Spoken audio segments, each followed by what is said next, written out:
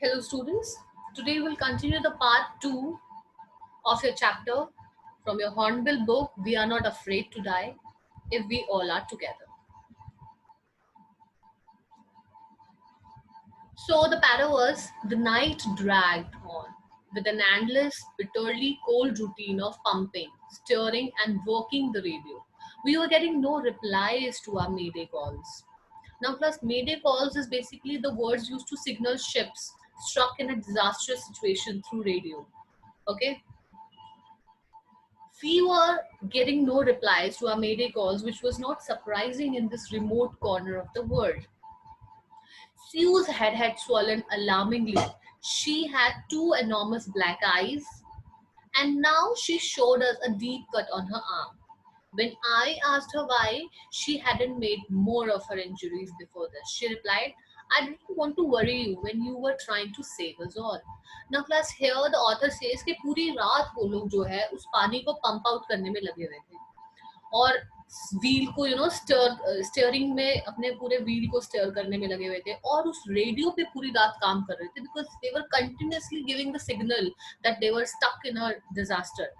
लेकिन रेडियो में सिग्नल देने के बावजूद भी उनको कोई रिप्लाई नहीं मिल रहा था क्योंकि ये बहुत ऑब्वियस था कि वो वर्ल्ड के बहुत ही रिमोटेस्ट पार्ट में थे, बहुत ही कोने में वो आ चुके थे जहाँ पे कोई सिग्नल भी काम नहीं करता है. अब जो ऑथर की डॉटर थी सू, उसका जो हेड था वो पूरी तरीके से सूज गया था और उसकी दोनों आंखों में ब्लैक कलर के जो है स्पॉट्स पड़ गए थे. उसके हाथों में एक डीप कट लग गया था. तो जब ऑथर ने ये देखा तो उससे पूछा कि तुमने इस इंजरीज के बारे में पहले क्यों नहीं बताया. तो उसने बोला कि मैं नहीं चाहती थी कि मैं आपको टेंशन में डालूं क्योंकि ऑलरेडी आप हम सबको बचाने की कोशिश कर रहे हो. By morning on January 3, the pumps had the water level sufficiently under control for us to take 2 hours rest and rotation. But we still had a tremendous leak somewhere below the waterline. And on checking, I found that nearly all the boat's main rib frames were smashed down to the keel. In fact, there was nothing holding up a whole section of the starboard hull except a few cupboard partitions. We had survived for 15 hours since the wave hit, but Wave Walker wouldn't hold together long enough for us to reach Australia. I checked our charts and calculated that there were two small islands a few hundred kilometers to the east. One of them, Isle Amsterdam, was a French scientific base. Our only hope was to reach these pinpricks in the vast ocean. But unless the wind and seas abated so we could hoist sail, our chances would be slim indeed. The great wave had put our auxiliary engine out of action. Now here class you can see the difficult word smashed is basically जब कोई चीज बहुत बुरी तरीके से टूट जाती है. Keel is a steel structure along the base of the ship. Pinpricks are basically a prick caused by a pin. Pinpricks in the vast ocean का मतलब है कि यहाँ पे पिन प्रिक्स होता है एक छोटा सा छेद हो जाना जिस पिन से हमारा हो जाता है एक छोटा सा छेद. तो pin prix in the vast ocean का मतलब है कि इतने बड़े ओशन के अंदर वो जो दो छोटे से आइलैंड्स थे वो एक पिन प्रिक एक पिन से हुए छेद की तरह लग रहे थे, इतने छोटे थे. अबेटेड का मतलब होता है something very unpleasant to become less intense. Auxiliary engine some secondary engine used to board ships to operate the windlass in the ship. Now, अब जो वाटर लेवल था वो जनवरी 3 की मॉर्निंग आते आते थोड़ा कंट्रोल में आ गया था. ठीक है, तो कंट्रोल में था तो सब लोग जो है रोटेशन में सो रहे थे, रेस्ट कर रहे थे क्योंकि सारे अगर रेस्ट करने लग जाएंगे तो पता ही नहीं चलेगा कब डिजास्टर आ गया और they will all we get some. तो वो लोग जो क्या कर रहे थे रोटेशन में पहले दो दो करके जो है रेस्ट कर रहे थे. बट अगेन जो वाटर जो लीक था पानी का वो अभी भी था, कहीं ना कहीं पानी जो है कहीं ना कहीं से लीक हो रहा था. बार बार चेक करने पर उनको पता चला था जो बोट का जो रिप स्ट्रक्चर है वो पूरी तरीके से टूट गया है. एंड शिप के बिल्कुल बेस के पास जो उनका बोट रिप है वो पूरी तरीके से टूट गया है और जो स्टार बोर्ड का पूरा सेक्शन है वो छोटे छोटे कपबोर्ड पार्टीशंस में बट गया है, वो भी टूट चुका है. शिप की कंडीशन इतनी बुरी हो चुकी थी कि उनको लग रहा था कि वो ऑस्ट्रेलिया तक नहीं पहुंच पाएंगे. नरेटर जो है फिर उसके बाद चार्ट रूम में जाके उसने चार्ट चेक किए अपने सारे और कैलकुलेशन की. कैलकुलेशन के बाद उसको पता चला कि कुछ किलोमीटर्स में दो छोटे छोटे आइलैंड्स हैं ईस्ट की तरफ ठीक है, उनमें से एक जो है वो है आइल एम्स्टरडैम, जो कि एक फ्रेंच साइंटिफिक बेस है। तो उनके पास सिर्फ यही होप थी कि इन आइलैंड को ढूंढना है और इन आइलैंड के पर कैसे भी करके पहुंचना है, अदरवाइज वो लोग उस डिजास्टर में जो है पानी में डूब सकते हैं। लेकिन उनके दिमाग में ये भी था कि अगर ये जो हवा है ये अगर सही रही, ठीक है, and the sea do not cause further damage, और ये जो समुंदर है और ये जो हवा है अगर इसने इनके शिप को और ज्यादा डैमेज नहीं किया तो डेफिनेटली ये लोग पहुंच जाएंगे, इनके चांसेस जो है वो ठीक है पहुंचने के लिए। The wave had destroyed the ships auxiliary engine, even जो वेव थी उसने शिप के ऑक्सिलरी यानी सेकेंडरी इंजन को भी पूरी तरीके से डिस्ट्रॉय कर दिया था। On January 4, after 36 hours of continuous pumping, we reached the last few centimeters of water. Now we had only to keep pace with the water still coming in. We could not set any sail on the mainmast. Again, mast is a tall upright post spar or other structure on a ship or boat in sailing vessels, generally carrying a sail or sails. Pressure on rigging. Rigging is basically the ropes and wires supporting the structure of the ship. Would simply pull the damaged section of the hull. Hull is the framework of the vessel, जिससे कि आपका ship बना होता है, उसको हम hull कहते हैं. Hull apart. So we hoisted the storm jib and headed for where I thought the two islands were. Mary found some corned beef and cracker biscuits, and we ate our first meal in almost 2 days. और होता है कि पूरे 36 hours के वो continuous पानी को pump करे जा रहे थे बार बार बाहर, तो उन 36 आवर्स के कंटिन्यूसली पानी को पंप करने के बाद जनवरी 4 तक आते आते पानी का जो लेवल था अब कुछ सेंटीमीटर्स तक ही बचा था, क्योंकि सारा पानी वो ऑलरेडी पंप कर चुके थे। बट स्टिल उनको जो है पानी को कम पंप करना था, क्योंकि पानी कंटिन्यूसली अंदर आ रहा था। वो एक्चुअल में अपना सेल भी सेट नहीं कर पा रहे थे मेन मैस्ट में, ये भी प्रॉब्लम उनको फेस करनी पड़ रही थी। तो उन्होंने क्या किया, जो उनकी स्टॉर्म शिप थी उसको हॉइस्ट किया, उनके उसको जो है उन्होंने टांगा, उसके ऊपर लगाया और अपने शिप की जो डायरेक्शन है उन दो आइलैंड की तरफ मूव की। अब वो दो आइलैंड की तरफ जाने के लिए रेडी थे। उन्होंने उस टाइम पर अपना जो है 2 दिन में उन्होंने पहला जो मील था उनका वो उन्होंने खाया, क्योंकि जो उनकी वाइफ मैरी थी वो फाइनली उसको कहीं से कॉर्न बीफ मिल गया था और क्रैकर बिस्किट्स मिल गए थे, तो वो ही उन्होंने अपने 2 दिन में पहला खाना उस समय खाया। But our respite was short-lived. Respite is basically a short period of rest. At 4 p.m., black clouds began building up behind us. Within the hour, the wind was back to 40 knots and the seas were getting higher. The weather continued to deteriorate throughout the night, and by dawn on January 5, the situation was again desperate. Now, respite is basically कि जब आप rest कर रहे होते हो तो वो rest का थोड़ा सा टाइम, तो बोलता है कि थोड़ा टाइम रेस्ट करने के बाद हमें पता चला कि जो हमारा रेस्ट है वो फाइनली हम ज्यादा नहीं कर सकते, क्योंकि 4 बजे दोबारा से शाम के जो ब्लैक क्लाउड्स थे वो बनने शुरू हो गए उनके पीछे पीछे।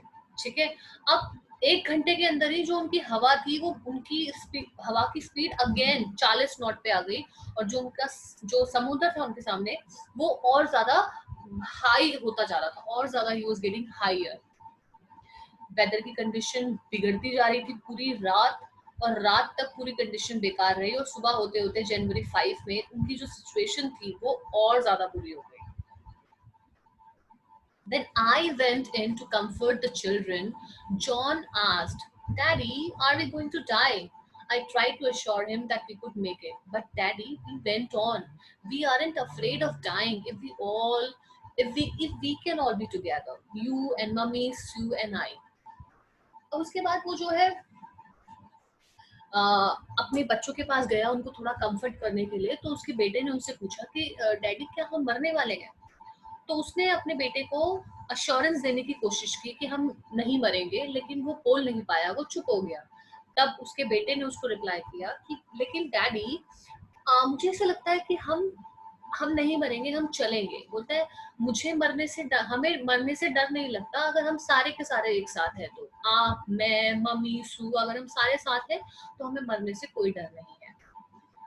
I could find no words with which to respond, but I left the children's cabin, determined to fight the sea with everything I had. To protect the weakened starboard side, I decided to heave to with the undamaged port hull facing the oncoming waves, using an improvised sea anchor of heavy nylon rope and the 2-liter plastic barrels of paraffin. वो बोलता है कि मेरे पास कोई words नहीं थे जब मेरे बेटे ने मुझे ये बात बोली कि मैं उसको क्या रिस्पॉन्स करूं, तो इमिडिएटली उसने बच्चों के केबिन को वहां से वो निकल गया और वो बाहर की तरफ गया कि दोबारा से समुद्र से उसको फाइट करनी है, क्योंकि उसको सारी चीजें बिल्कुल ठीक करनी है और यही ऑप्शन उसके पास बचा है। अगर उसने सब कुछ ठीक नहीं किया तो वो डूब जाएंगे। तो अब वो उसका जो पर्पस था वो ये था कि स्टार बोर्ड के जो साइड है वो जो बहुत ज्यादा वीक हो चुका है उसको ठीक करना है। तो उसने क्या किया, उनको रेज और लिफ्ट करना शुरू किया स्टार बोर्ड के साइड को, ठीक है, विद द अनडैमेज पोर्ट हल, जो पोर्ट हल जो अनडैमेज था, जो डैमेज नहीं हुआ था, उसके साथ उसने उसको लिफ्ट करना शुरू किया, जो कि जो ऑनकमिंग वेव्स हैं वो उसको फेस करेंगी तो इट विल गेट फाइन। और ये उसने कैसे किया, उसने उसने जो है सी एंकर जो था उसको इम्प्रोवाइज किया नायलॉन की रॉप से। और 22 लीटर का जो प्लास्टिक बैरल था, barrel is basically the container, paraffin container, paraffin होता है आपका कलरलेस फ्लेमेबल ऑयल लिक्विड, ठीक है, वो जो पूरा कंटेनर था उसके साथ उसको एडजस्ट करने की कोशिश की। That evening, Mary and I sat together, holding hands, as the motion of the ship brought more and more water in through the broken planks. We both felt the end was very near. अब उस शाम को जो author और उसकी wife थी वो साथ में बैठे हुए थे, एक दूसरे का हाथ पकड़ के बैठे हुए थे, और वो जो शिप है उसकी मोशन, उसके मूवमेंट को वो देख रहे थे कि कहाँ तक जा रहा है पानी में, पानी में जो इतना दूर तक वो चल रहा है, तो वो उनको देखे जा रहे थे और उनको ऐसा लग रहा था, वो उस बात पे बिलीव करने लग गए थे कि शायद जो उनका एंड है अब वो पास आ गया है, क्योंकि अब सिचुएशन ठीक नहीं हो सकती। But Wave Walker rode out the storm, and by the morning of January 6th, with the wind easing, I tried to get a reading on the sextant back in the chart room. Sextant is basically an instrument, okay, with graduated arc of 60 degrees for making altitudes and navigation caricatures, pictures of a person or cartoon. Caricatures is basically a picture of a person or cartoon. So back in the chart room, I worked on wind speeds, changes of course, drift and current in an effort to calculate our position. The best I could determine was that we were somewhere in 150 kilometers of ocean, looking for a 65-kilometer wide island. While I was thinking, Sue, moving painfully, joined me. The left side of her head was now very swollen, and her blackened eyes narrowed to slits. She gave me a card she had made. On the front, she had drawn caricatures of Mary and me with the words, "Here are some funny people. Did they make you laugh?" I laughed a lot as well. Inside was a message, "Oh, how I love you both." So this card is to say thank you and let's hope for the best. Somehow we had to make it. Now, class ship जो था, finally लग रहा था कि वो बचा नहीं पाएगा और डूब जाएगा, लेकिन कैसे भी करके जो शिप है वो उनको थोड़ा सेफ आगे तक ले गया। और जैसे जैसे जनवरी 6 की मॉर्निंग आई तो नरेटर जो है अब वो कोशिश कर रहा था सेक्सटेंट में रीडिंग करने के लिए, सो दैट सेक्सटेंट से लोकेशन पता चलती है हमें कहाँ जानी है। तो उसने उसको रीड करने की कोशिश की, उसने पूरा काम किया, ठीक है, विंड की स्पीड क्या चल रही है और कैलकुलेट किया कि उसकी पोजीशन क्या है। तब उसको पता चला कि वो 150 किलोमीटर 1,50,000 किलोमीटर्स के एरिया के ओशन में है, जहां पर वो सिर्फ 65 किलोमीटर के आइलैंड को ढूंढ रहे हैं। तो यू कैन इमेजिन कि 1,50,000 किलोमीटर चौड़े वाइड एरिया के ओशन में आपको 65 किलोमीटर का आइलैंड ढूंढना कितना मुश्किल है और वो कितना छोटा सा होगा। तो क्योंकि अभी नरेटर सिर्फ ये सारी चीजें सोच ही रहा है, वो ये सब चीजें सोच रहा है, तो इतने में जो उसकी डॉटर सू है वो उसको ज्वाइन करती है और उसके पास आती है।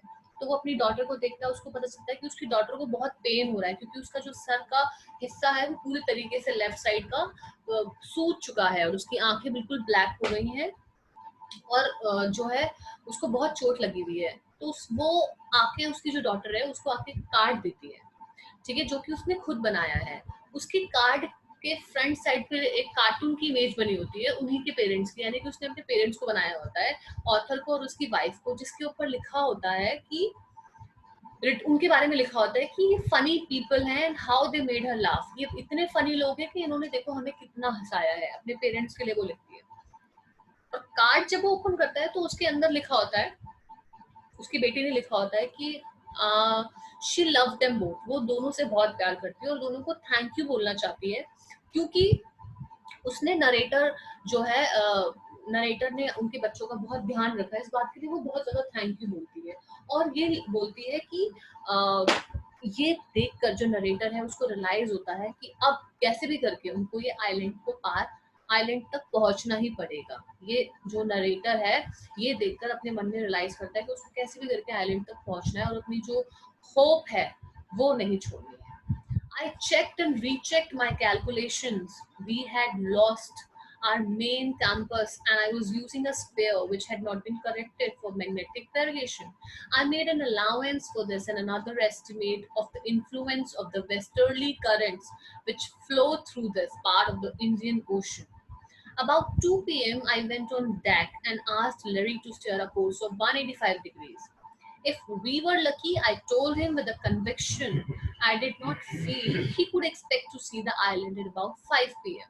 Then, with a heavy heart, I went below, climbed on my bunk, and amazingly dozed off. When I woke up, when I woke up, it was 6 p.m. and growing dark. I knew we must have missed the island, and with the sail we had left, we couldn't hope to beat back into the westerly winds. Now, class, at that moment, a twisted head appeared my bunk. Can I have a hug? Jonathan asked. Stu was right behind him. अब जो narrator है वो अपनी calculation को बार बार check करता है कि calculate कर रहा है कि कैसे भी करके उसको आइलैंड में पहुंचना है। फाइनली जो उसने अपना मेन कैंपस है वो उसने खो दिया है, उसको वो उसके पास है नहीं, और वो जो दूसरा स्पेयर कैंपस है उसका इस्तेमाल कर रहा है, जो कि बिल्कुल सही नहीं है अपनी मैग्नेटिक वेरिएशंस के लिए। तो वो एस्टिमेट करता है कि जो वेस्टर्न का जो करंट है हवा का वो किस तरह फ्लो कर रहा है इंडियन ओशन में। तो वो सारी कैलकुलेशन करता है और कैलकुलेशन करने के बाद दिन के 2 बजे वो डेक के पास जाता है जहाँ पे लैरी होता है जो कि व्हील को संभाल रहा होता है। ठीक है, तो वो लैरी को बोलता है कि इस व्हील को 185 डिग्रीज पे मोड़ लो। और उसके बाद वो बोलता है कि मुझे ऐसा लग रहा है कि, क्योंकि उसको उस समय ये फील हो रहा होता है कि अगर वो लोग लकी रहे तो वो डेफिनेटली उस आइलैंड में 5 बजे तक पहुंच जाएंगे। ठीक है, और ये बोलने के बाद लैरी को फिर वो नीचे जाता है शिप के नीचे डेक से और वहां पे नीचे जाके सो जाता है। 5 बजे हुआ वो एस्टिमेशन लगा के चलते हैं और उसकी आंख जो है वो खुलती है 6 बजे शाम के टाइम पे और उस समय बिल्कुल अंधेरा हो जाता है। उसको लगता है कि उन लोगों ने आइलैंड को मिस कर दिया। अब उसको टेंशन हो जाती है कि अब वो इस विंड से कैसे हैंडल करेगा, कैसे टैकल करेगा ये जो वेस्ट की तरफ से विंड आ रही है, क्योंकि शिप के पास अब इतना सेल नहीं है कि वो आगे और ज्यादा ट्रैवल कर सके। इतने में क्या होता है कि उसका सन, उसका बेटा आता है, उसके बाल बिल्कुल बिखरे होते हैं और वो एकदम से उसके वहां पे आता है जहाँ पे वो सो रहा होता है। वहीं पर ही उससे आके देखता है कि उसकी जो डॉटर है वो भी वहीं पे खड़ी होती है उसी के बगल में। उसका बेटा आके बोलते है क्या मैं आपको हग कर सकता हूँ? Why am I getting a hug now? I asked. Because you are the best daddy in the whole world and the best captain, my son replied. Not today, John, I'm afraid. Why you must be? Said Sue in matter of fact voice. You found the island. What? I shouted. It's out there in front of us. They chorused as a big battleship. I rushed on deck and gazed with relief at the stark outline of the Amsterdam. It was only a bleak piece of volcanic rock with little vegetation, the most beautiful island in the world. उसके बाद जो author है वो अपने बेटे से पूछता है कि क्यों तुम्हें हक चाहिए मुझसे, मुझे तुम मुझे क्यों हक करना चाहते हो? तो उसका बेटा रिप्लाई करता है कि आप इस दुनिया के सबसे बेस्ट डैडी हैं और इस दुनिया के सबसे बेस्ट कैप्टन हैं। तो नरेटर उसको रिप्लाई करता है लेकिन आज नहीं शायद, क्योंकि मैं बहुत डरा हुआ हूँ। तो स्यू उसको बोलती है कि आप इतने ज्यादा डरे हुए क्यों हो? जैसे ही वो उसको बोलता है कि नॉट जॉन, मैं मुझे लगता है कि नहीं, आज मैं एक अच्छा डैडी भी नहीं हूँ और एक अच्छा कैप्टन भी नहीं हूँ। तो सू बोलती है नहीं नहीं क्यों नहीं, आप हो। और एकदम फैक्ट वॉइस में बोलती है आप एक अच्छे कैप्टन हो क्योंकि आपने आइलैंड ढूंढ लिया। अब जैसे ही उसकी बेटी उसको बोलती है कि मैंने आइलैंड ढूंढ लिया तो वो चिल्ला के एकदम शाउट करके बोलता है क्या सच में हमने आइलैंड ढूंढ लिया? तो वो फाइनली जो है उसके बाद वहां पे बाहर की तरफ जाते हैं। They found the island which was a big as a battleship. और वो आइलैंड ढूंढना जो है एकदम एक ऐसा था कि कोई जंग उन्होंने जीत ली है। द नरेटर जो है उस समय रश करता है, एकदम भागता है डेक की तरफ देखने के लिए कि वो आइलैंड पे पहुंचे ही नहीं पहुंचे, और जब जाके वहां बाहर वो देखता है, उसको आइलैंड नजर आता है, तो वो एकदम एकदम सांस भरता है रिलीफ की कि हाँ हम आइलैंड पहुंच गए। उनको आइल एम्स्टरडैम की जो आउटलाइन थी वो नजर आ रही थी, और वहां पे ही एक बहुत ही bleak piece of volcanic rock बिल्कुल सामने उनके था, and it had a little vegetation, और उसमें जो सब्जियां थी वो बहुत कम वेजिटेशन जो थी बहुत कम थी, यानी खेती वगैरह वहां पे कम होती थी, लेकिन वो बहुत वर्ल्ड का सबसे ब्यूटीफुल जो आइलैंड था वो नजर उस समय आ रहा था। The anchored, moor a ship to the sea bottom offshore for the night, and the next morning all 28 inhabitants of the island cheered as they helped to the shore. With land under my feet again, my thoughts were full of Larry and uh, Larry and Harvey, cheerful and optimistic. Under the direst stress and of Mary, who stayed at the wheel for all those crucial hours, most of all, I thought of a 7-year-old girl who did not want us to worry about a head injury, which subsequently took 6 minor operations to remove a recurring blood clot between skin and skull, and of a 6-year-old boy who was not afraid to die. Now class उसके बाद वो बताते हैं कि कुछ distance पे जहाँ पे वो आइलैंड है, सुबह पहुंचते पहुंचते वो क्या करते हैं, उस आइलैंड के पास अपना जो एंकर है शिप को बांध देते हैं, और उस शिप से वो उतर जाते हैं नेक्स्ट मॉर्निंग। जब वो नेक्स्ट मॉर्निंग वहां से उतरते हैं, जो वो 28 इनहेबिटेंट्स उस आइलैंड में रहते थे एम्स्टरडेम में, उन्होंने उनकी बहुत ज्यादा मदद की उनको किनारे तक पहुंचाने में। तो जब वो वहां पहुंचे तो वो लोग भी बहुत खुश थे।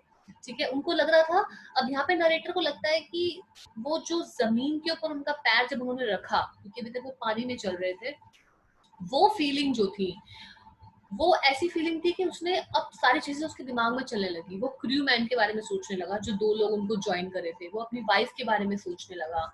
उसके बाद वो सोचने लगा अपनी 7 साल की बेटी के बारे में, जिसने इतनी ज्यादा इंजरीज उसको लगी थी, उसके सर में चोट लगी हुई थी, और उसके जो चोट लगी उसकी वजह से उसका एक माइनर ऑपरेशन, 6 माइनर ऑपरेशन उसके बेटी के हुए थे। वो ये सारी चीजें अपने दिमाग में बोल रहा है, क्योंकि उसकी बेटी के पूरा एक ब्लड क्लॉट जो है वो सर में बन गया था, उसको रिमूव करने के लिए 6 छोटे छोटे ऑपरेशन करने पड़े। तो ये सारी चीजें उसके दिमाग में चल रही थी कि वो जर्नी जो थी वो कितनी डेंजरस थी, और उनका बेटा जो ऐसी सिचुएशन में भी डरा नहीं, उसने हार नहीं मानी, बल्कि वो बोल रहा था कि we are not afraid to die, अगर हम सारे के सारे साथ में। तो वो सारी इमेजिनेशन के साथ फाइनली वो उस आइलैंड पे पहुंच जाते हैं। So with this we come to an end of this chapter.